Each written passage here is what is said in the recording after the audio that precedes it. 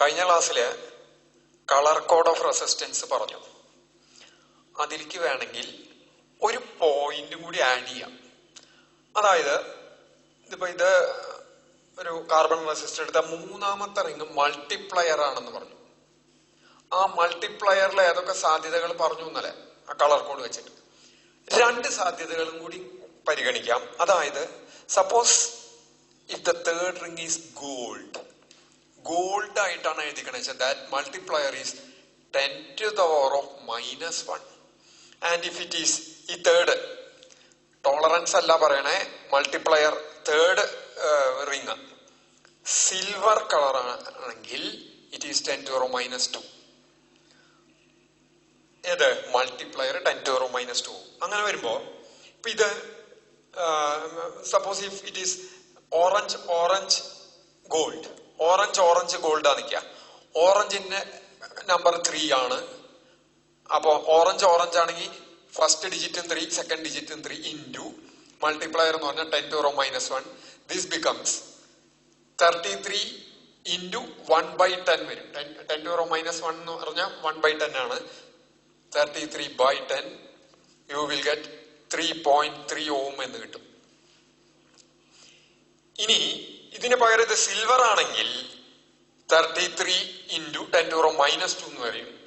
അപ്പൊ അത് 0.33 ohm ആയിട്ടും വരും. അത് വളരെ അപൂർവമായിട്ടാണ് അങ്ങനെ കാണപ്പെടുന്നുള്ളൂ. അത് കാരണം അത് വിട്ടതാണ്. ശരി, അപ്പൊ ഇത്രയും കളർ കോഡ് ഓഫ് റെസിസ്റ്റൻസിന്റെ. ഇനി പറയുന്നത് റെസിസ്റ്റൻസിന്റെ സിംബൽ. ഒരു സർക്യൂട്ടിലെ റെസിസ്റ്റൻസ് അല്ല, റെസിസ്റ്ററിന്റെ സിംബൽ എന്ന് പറയുന്നത് നമ്മൾ സാധാരണ ഉപയോഗിക്കുന്ന സിംബൽ ഇതെങ്ങനെയാണ്. This is the symbol for resistance, resistor in a circuit, used in a circuit. സർക്യൂട്ടിൽ റെസിസ്റ്റർ യൂസ് ചെയ്യുമ്പോൾ അതിനുപയോഗിക്കുന്ന സിംബള് ഇതാണ്. ഇതിന് മീതെ ഇങ്ങനെ ഒരു വര ആരോ മാർക്ക് ഇട്ട അതിന്റെ അർത്ഥം ആ റെസിസ്റ്റൻസിന്റെ വാല്യൂ മാറ്റാവുന്നത്, അതായത് വേരിയബിൾ റെസിസ്റ്റർ ആണ് എന്നുള്ളതാണ് അതിന്റെ മീനിങ്. അപ്പൊ ഇത് റെസിസ്റ്ററിന്റെ സിംബിൾ പറഞ്ഞു, അല്ലെങ്കിൽ റെസിസ്റ്റൻസിന്റെ സിംബിൾ ഇങ്ങനെയാണ്. അതിന് ആരോ മാർക്ക് ഇട്ടുണ്ടെങ്കിൽ that is a variable resistance. ഇനി ഞാൻ കടന്നു പോകുന്നത് നോക്കൂ, കഴിഞ്ഞ ചാപ്റ്ററില്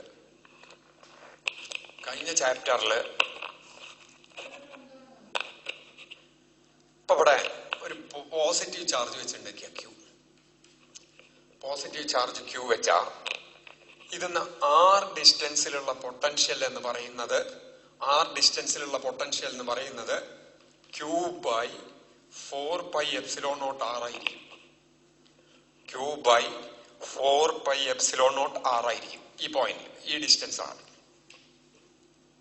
അപ്പൊ ഇതിന്റെ അടുത്തേക്ക് വരും തോറും, r കുറയും തോറും പൊട്ടൻഷ്യലിന്റെ വാല്യൂ കൂടി വരും. r കൂടും തോറും പൊട്ടൻഷ്യലിന്റെ വാല്യൂ കുറയും. അപ്പൊ ഞാൻ ഇവിടെ വെച്ചിട്ട് ഒരു പോസിറ്റീവ് ചാർജിനെ റിലീസ് ചെയ്താൽ that will move away from here. ഇവിടുന്ന് അകന്ന് പോവുക ചെയ്യുള്ളൂ. അതായത് പോസിറ്റീവ് ഇവിടുന്ന് അകന്ന് പോകും തോറും പൊട്ടൻഷ്യലിന്റെ വാല്യൂ കുറഞ്ഞു വരികയാണ്. അകന്ന് പോകും തോറും പൊട്ടൻഷ്യലിന്റെ വാല്യൂ കുറഞ്ഞു വരികയാണ്. അപ്പൊ അതിന്റെ നിഗമനം, കൺക്ലൂഷൻ എന്താ വെച്ചാൽ a positive charge will flow from higher potential to lower potential if it is free to move. Move ചെയ്യാൻ ഫ്രീ ആണെങ്കിൽ പോസിറ്റീവ് ചാർജ് ഹയർ പൊട്ടൻഷ്യൽ നിന്ന് ലോവർ പൊട്ടൻഷ്യലിലേക്കാണ് നീങ്ങുക. Positive charge will flow from higher potential to lower potential. ഇനി ഇതിന് പകരം ഞാൻ electron ആണ് ഇവിടെ വെക്കണേക്ക്. ഇവിടുന്ന് ഒരു ഇലക്ട്രോണിനെ വെച്ചാൽ ഈ നെഗറ്റീവ് ചാർജ് ഈ പോസിറ്റീവ് ചാർജിനെ അട്രാക്ട് ചെയ്യുക. അപ്പൊ ഇലക്ട്രോൺ അവിടുന്ന് ഇങ്ങടാണ് മൂവ് ചെയ്യുക, പോസിറ്റീവ് ചാർജിന്റെ നേരെ മൂവ് ചെയ്യുക. വേറൊരു വ്യക്തി പറഞ്ഞ ഇവിടുന്ന് ഇങ്ങോട്ട് അടുക്കും തോറും പൊട്ടൻഷ്യൽ കൂടി വരികയാണ്. So electrons will move from lower potential to higher potential.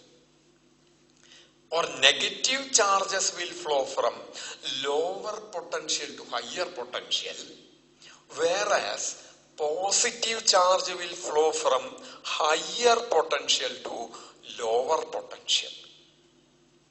ഇതൊന്ന് നോട്ട് ചെയ്യേണ്ട പോയിന്റ് ആണ്. Always if they are free to move, if the charges are free to move, then positive charges will flow from higher potential to lower potential, whereas negative charges will flow from lower potential to higher potential. ഇത് മനസ്സിൽ വെച്ചുകൊണ്ട് നമുക്ക് ഇനി അടുത്ത ഭാഗത്തേക്ക്. അപ്പൊ resistance പറഞ്ഞു. അപ്പോ കറന്റ് ഉണ്ടാവാൻ, സർക്യൂട്ടിൽ കറന്റ് ഉണ്ടാവാൻ നമുക്ക് ഒരു പൊട്ടൻഷ്യൽ ഡിഫറൻസ് വേണം എന്ന് പറഞ്ഞു. പൊട്ടൻഷ്യൽ ഡിഫറൻസ് സാധാരണ ബാറ്ററി വെച്ചിട്ടാണ് കൊടുക്കുക എന്ന് പറഞ്ഞു. എന്താണ് ഈ ബാറ്ററി ആ സർക്യൂട്ടിൽ ചെയ്യുന്നത്? What is the function of A cell, electric cell in a circuit? അതാണ് ഇന്നത്തെ ക്ലാസ്സിൽ നമ്മൾ നോക്കാൻ ഉദ്ദേശിക്കുന്നത്. നോക്കൂ, അതിലേക്ക് കടക്കുന്നതിന് മുമ്പ് ഞാൻ രണ്ട് വെസൽസ് എടുത്തു, രണ്ട് പാത്രങ്ങൾ.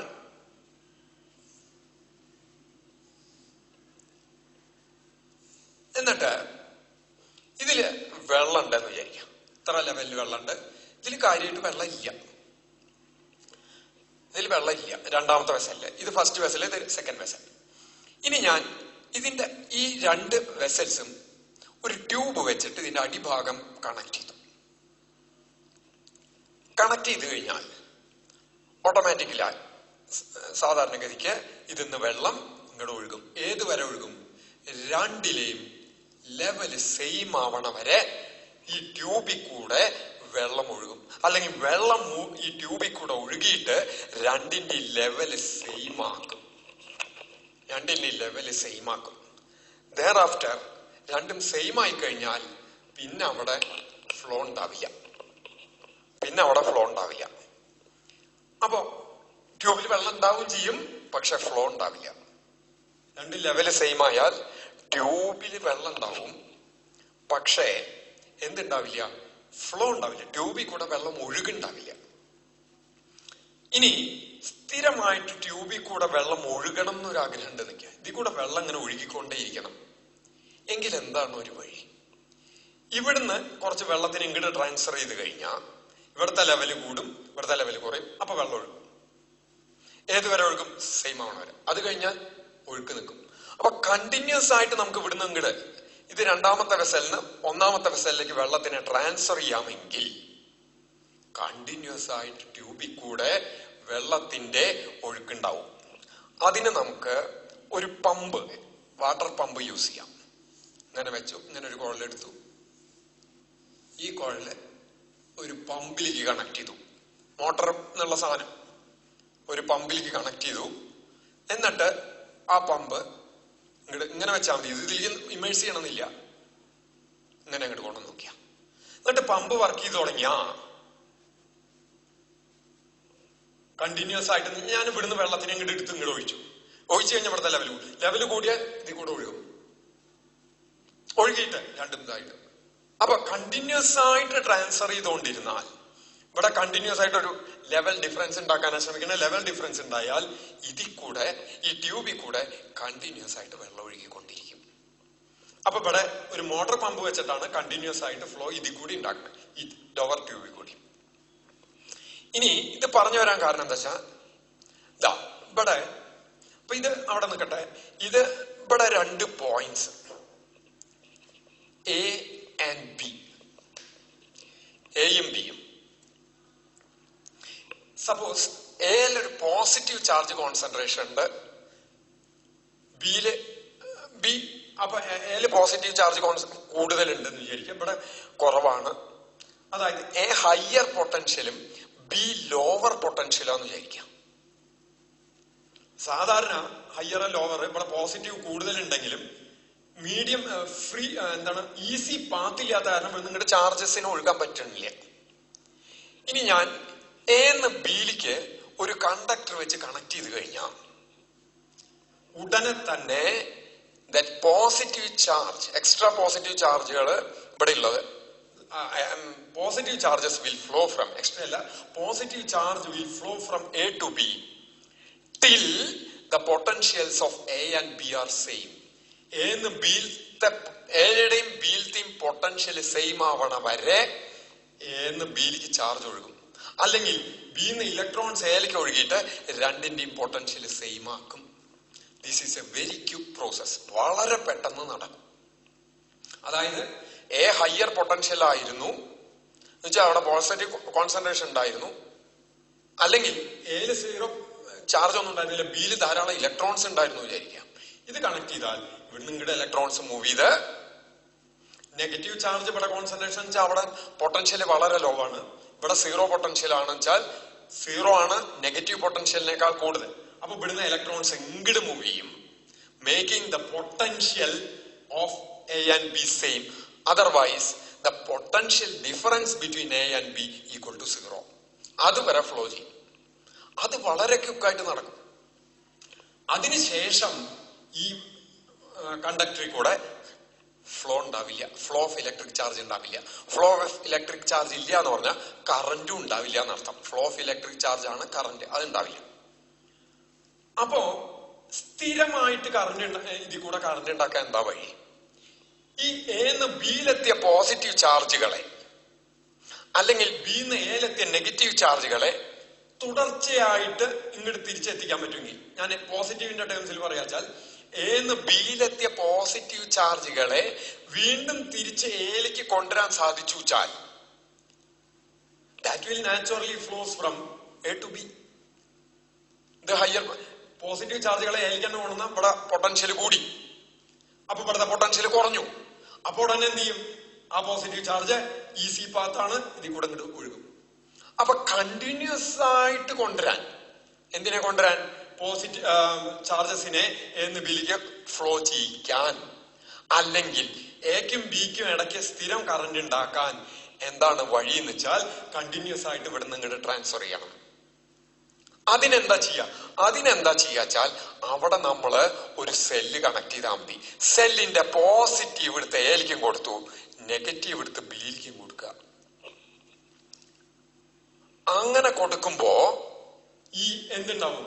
ഇവിടത്തെ പൊട്ടൻഷ്യൽ എപ്പോഴും കൂടുതലായിരിക്കും, ഇവിടത്തെ പൊട്ടൻഷ്യൽ കുറവായിരിക്കും. അല്ലെങ്കിൽ വേറൊരു വിധത്തിൽ പറഞ്ഞാൽ ഇവിടുന്ന് ബിയിലെത്തിയിട്ടുള്ള ആ പോസിറ്റീവ് ചാർജുകൾ, ആ ബിയിലെത്തിയ പോസിറ്റീവ് ചാർജുകൾ ഇവിടുത്തെ നെഗറ്റീവ് കാരണം ഇങ്ങോട്ട് മൂവ് ചെയ്യും.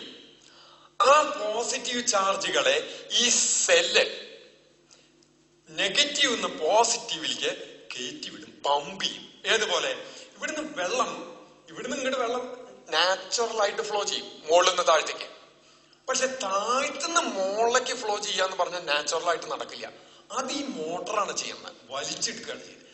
അതുപോലെ ഈ പോസിറ്റീവ് ചാർജ് ബിയിലെത്തി കഴിഞ്ഞാൽ ഇത് നമ്മൾ നെഗറ്റീവിലേക്കാണ് കണക്ട് ചെയ്തേക്കണ വെച്ചാൽ ഇവിടെ നിൽക്കില്ല പോസിറ്റീവ്, ഇവിടെ വരെ എത്തി എന്ന് വിചാരിക്കാം, അട്രാക്ഷൻ കാരണം. ആ പോസിറ്റീവ് ചാർജുകളെ ഈ സെല്ല് നെഗറ്റീവിൽ നിന്ന് പോസിറ്റീവിലേക്ക് കൊണ്ടുപോകും. നെഗറ്റീവ് പോസിറ്റീവ് ചാർജിന് എപ്പോഴും എവിടെ ഇരിക്കണം എന്ന ആഗ്രഹം? നെഗറ്റീവിൽ ഇരിക്കണം എന്നായിരിക്കും ഉണ്ടാവുക. അതിനെ അവിടുന്ന് ബലം പ്രയോഗിച്ച്, ഏതുപോലെ വെള്ളത്തിനെ താഴ്ത്തുന്ന മുകളിലേക്ക് കയറ്റുക, ബലം പ്രയോഗിച്ച് വർക്ക് ചെയ്തിട്ട് കയറ്റണം. അതുപോലെ പോസിറ്റീവ് ചാർജുകളെ ബലം പ്രയോഗിച്ച് നെഗറ്റീവ് ടെർമിനലിൽ നിന്ന് പോസിറ്റീവ് ടെർമിനലിലേക്ക് എത്തിക്കും. ആര്? സെല്ല്. അങ്ങനെ എത്തിച്ചു കഴിഞ്ഞാൽ വർക്ക് ചെയ്തിട്ട് നെഗറ്റീവ് നിന്ന് പോസിറ്റീവ് ഇവിടെ എത്തിക്കഴിഞ്ഞാൽ ഓട്ടോമാറ്റിക് ആയിട്ട് നിങ്ങട് നാച്ചുറൽ ആയിട്ട് ഏതുവരെ ഇവിടെ എത്തിക്കഴിഞ്ഞാൽ ഈ വെള്ളം നാച്ചുറൽ ആയിട്ട് താഴ്ത്തിക്ക് വീഴണ പോലെ ഇങ്ങോട്ട് വരും. ഇനി ഇലക്ട്രോണിന്റെ ടേംസിൽ പറയാച്ചാൽ നമ്മൾ ഇവിടെ ഇങ്ങനെ സെല്ല് കണക്ട് ചെയ്യുമ്പോൾ ഈ ഇലക്ട്രോൺസ് നേരെ ഈ പോസിറ്റീവിലേക്ക് ചെല്ലും, അട്രാക്ഷൻ കാരണം. അവിടെ എത്തിക്കഴിഞ്ഞാൽ സെല്ല് എന്ത് ചെയ്യും? ഇലക്ട്രോൺസിനെ ബലമായിട്ട് വർക്ക് ചെയ്ത് പോസിറ്റീവ് ടെർമിനലിൽ നിന്ന് നെഗറ്റീവിലേക്ക് കൊണ്ടുവരും. ആ ഇവിടെ എത്തുന്ന ഇലക്ട്രോൺസിന് ഇവിടെ ഇരിക്കണം എന്നാണ് ആഗ്രഹം, പോസിറ്റീവ് പൊട്ടൻഷ്യലിൽ ഇരിക്കണം എന്നാണ് ആഗ്രഹം. അതിനെ അവിടുന്ന് സെപ്പറേറ്റ് ചെയ്യിച്ച് നെഗറ്റീവ് ടെർമിനലിലേക്ക് തള്ളി ഒന്നി കൊണ്ടുപോകും. അത് ഇവിടെ എത്തിക്കഴിഞ്ഞാൽ ഓട്ടോമാറ്റിക് ആയിട്ട് അത് ഇങ്ങോട്ട് തന്നെ വന്നോളൂ. ഇങ്ങനെ സസ്റ്റൈൻഡ് ആയിട്ട് കറന്റ് ഉണ്ടാവും. അവിടെ എങ്ങനെയാണ് ഇത് ഇങ്ങോട്ട് എത്തിക്കണേ, വർക്ക് ചെയ്യണേ? അത് കെമിക്കൽ എനർജി വെച്ചിട്ടാണ്. അതിൻ്റെ ഉള്ളിൽ നടക്കുന്ന കെമിക്കൽ എനർജി വെച്ചിട്ടാണ് ആ വർക്ക് ചെയ്യുന്നത്. വർക്ക് ചെയ്യാൻ എനർജി വേണം. ഏതാണ് ഇവിടെ എനർജി കൊടുക്കണേ? സെല്ലിന്റെ ഉള്ളിലുള്ള കെമിക്കൽ എനർജി വർക്ക് ചെയ്തിട്ടാണ് പോസിറ്റീവ് ടെർമിനലിൽ നിന്ന് ഇലക്ട്രോൺസിനെ നെഗറ്റീവ് ടെർമിനലിലേക്ക് എത്തിക്കുന്നത്. അപ്പോ വിത്തിൻ ദ സെൽ, സെല്ലിന്റെ ഉള്ളില് electrons will flow from positive terminal to negative terminal, whereas outside the cell, സെല്ലിന്റെ പുറത്ത് ഈ പാത്തിൽ കൂടെ electrons will flow from negative to positive terminal. സെല്ലിന്റെ ഉള്ളില് ഇലക്ട്രോൺസ് പോസിറ്റീവ് നെഗറ്റീവിലേക്ക് ഒഴുകും. സെല്ലിന്റെ പുറത്ത് ഇലക്ട്രോൺസ് നെഗറ്റീവ്, അതായത് പുറമെ കണ്ടക്ടർ വെച്ച് കണക്ട് ചെയ്ത് കൊടുത്ത് ഇലക്ട്രോൺസ് നെഗറ്റീവ് പോസിറ്റീവിലേക്ക് ഒഴുകും. So this cell act as an electric pump. ഇവിടെ ഇലക്ട്രിക് സെല്ല് ഇലക്ട്രിക് പമ്പായിട്ടാണ് ആക്ട് ചെയ്യണേ. എങ്ങനെ പമ്പ് ചെയ്യണു? എന്തിനെ പമ്പ് ചെയ്യണു? Pumping electrons from positive to negative terminal. ഇലക്ട്രോൺസിനെ പോസിറ്റീവ് നെഗറ്റീവിലേക്ക് പമ്പ് ചെയ്യാന്ന് പറഞ്ഞാൽ വർക്ക് ചെയ്ത് കയറ്റണം, തന്നെത്താൻ പോവില്ല. അത് അല്ലെങ്കിൽ വേറൊരു രീതി പറഞ്ഞാൽ pumping positive charges from negative to positive terminal. So that is the function of the cell. Function of electrochemical cell is the pumping of positive charges from positive to negative terminal within the cell, or negative charges or electrons from negative to positive terminal within the cell. So a cell can be considered as an electric cell can be considered as an electrical pump. ഇനി ഇതൊരു conductor വെച്ചിട്ടാണ് connect ചെയ്തേക്കണേ. കണ്ടക്ടറില് the current is due to movement of electrons only. ഇലക്ട്രോൺസിന്റെ മാത്രം movement കൊണ്ടാണ് metallic കണ്ടക്ടേഴ്സിൽ current ഉണ്ടാവുന്നത്. വേറെ ഇൻസൈഡ് എ സെൽ, സെല്ലിന്റെ ഉള്ളിലെ current is due to both positive and negative ions. നമുക്ക് സെല്ലിനെ കുറിച്ച് വിസ്തരിച്ച് പഠിക്കാറില്ല, സ്കൂളുകളിൽ ഇതിലൊക്കെ പഠിച്ചിട്ടുണ്ടാവും കെമിക്കൽ സെല്ലിനെ കുറിച്ച്. അതിൽ അയോൺസ് മൂവ് ചെയ്തിട്ടാണ് സെല്ലിന്റെ ഉള്ളിൽ കറന്റ് ഉണ്ടാവുന്നത്. റൈറ്റ്? അപ്പോ the function of an electrochemical cell is the function of a electrical pump. Opposite ഡയറക്ഷനില് ചാർജുകളെ, അതായത് നെഗറ്റീവ് ചാർജുകളെ നെഗറ്റീവ് ടെർമിനലിൽ നിന്ന് എടുത്ത് വർക്ക് ചെയ്തിട്ട് പോസിറ്റീവിൽ എത്തിക്കാം. അത് അപ്പൊ സസ്റ്റൈൻഡ് ആയിട്ടുള്ള കറന്റ് ഉണ്ടാവും. ഇതാണ് ഒരു ഇലക്ട്രോകെമിക്കൽ സെല്ലിന്റെ function. And the electrochemical cell is represented in a circuit like this. ഇതിൽ വലിയത് പോസിറ്റീവ്, ചെറുത് നെഗറ്റീവ് ആയിട്ട് എടുക്കും. ഇതാണ് സെല്ലിന്റെ സിമ്പിൾ. സെല്ലിന്റെ സിമ്പിൾ ഇതാണ്. അപ്പോ ഇനി ഒരു കാര്യം കൂടി പറഞ്ഞു ഇതാവാം. അപ്പൊ ഇന്ന് ഞാൻ പറഞ്ഞത് ആദ്യം കഴിഞ്ഞ ക്ലാസ്സിൽ ഒരു കണ്ടിന്യൂവേഷൻ ആണ് ആദ്യം പറഞ്ഞത്. പിന്നെ റെസിസ്റ്റൻസിന്റെ സിമ്പിള് പറഞ്ഞു. അത് കഴിഞ്ഞ് positive charges will move from higher potential to lower potential എന്ന് പറഞ്ഞു. Negative charges will flow from lower potential to higher potential എന്ന് പറഞ്ഞു. അത് കഴിഞ്ഞ് ഫങ്ഷൻ ഓഫ് ഇലക്ട്രോകെമിക്കൽ സെല്ല് പറഞ്ഞു. റൈറ്റ്? തൽക്കാലം ഇവിടെ നിർത്താം. ഒരു കാര്യം കൂടി, അതിന്റെ സിമ്പിളും പറഞ്ഞു. ഇനി അങ്ങനൊരു ഇലക്ട്രോകെമിക്കൽ സെല്ല് ഒരു സർക്യൂട്ടിൽ, റെസിസ്റ്റൻസ് ഒക്കെ ഉള്ള ഒരു സർക്യൂട്ടിൽ, റെസിസ്റ്റർ ഉള്ള ഒരു സർക്യൂട്ടിൽ കണക്ട് ചെയ്യുമ്പോൾ എന്താണ് ഉണ്ടാവുക, സംഭവിക്കുക, എന്തൊക്കെയാണ് അതിന്റെ ഇതുകൾ എന്നുള്ളത് അടുത്ത ക്ലാസ്സിൽ നമുക്ക് പഠിക്കാം.